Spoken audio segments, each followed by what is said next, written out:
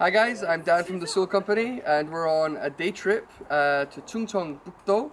So we're near a town called Chungju and the hot springs of Suwanbo, and we've come to the Woraksan Magkeolli Yangjojang.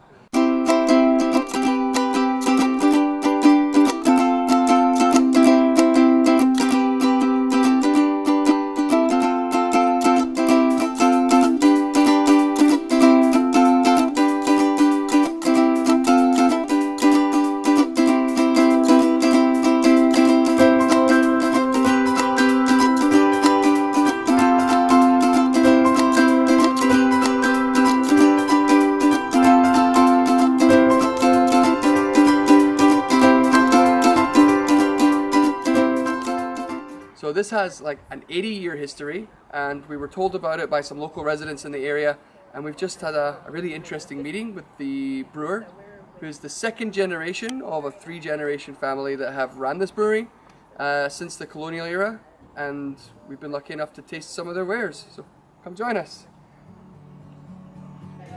As the master brewer guides us through the Woraksan brewery, named after the mountain which dominates the local landscape, he tells us a wealth of information about the brewery itself and also some secrets as to how they make their generation's old recipe.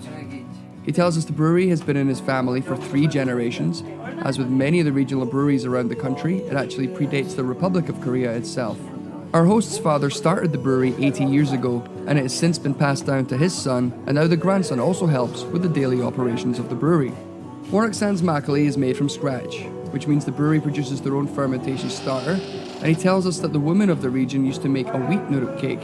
However, their brewery, like many others of its size and heritage, uses a simpler starter called ipgok, a type of koji mold. They produce it on site in a specifically insulated and temperature-controlled room. These molds produce the enzymes which allow the fermentation process to begin. In another room, he shows us all of the large ceramic hangari vessels which are used for alcohol production. Some smaller vessels are used to make a yeast starter, made by mixing the ipgok with rice and water.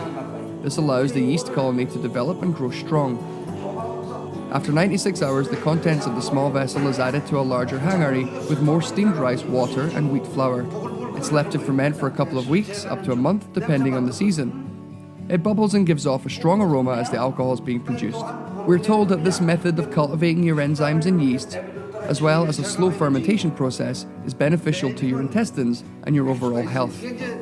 Traditionally, he tells us a long fermentation which leaves only a few rice grains floating on a clear bed of liquor was how this recipe was produced, allowing one to use a yongsu or wicker filter to separate the sediment and the clear alcoholic yakju.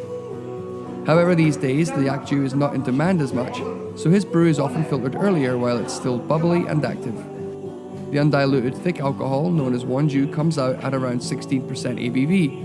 However, due to consumer trends and the changing market over the years, he waters down the wonju to about 5 to 6% ABV. Despite the amount of water that's added to the brew, it retains a very thick body and a robust flavour profile. He's currently unable to distribute to Seoul and larger cities due to the dominance of large-scale breweries, so he finds his market mostly in the local villages. We were lucky to be given a couple of bottles to take away with us for free. And of course, we will share our tasting experience with you in our next video.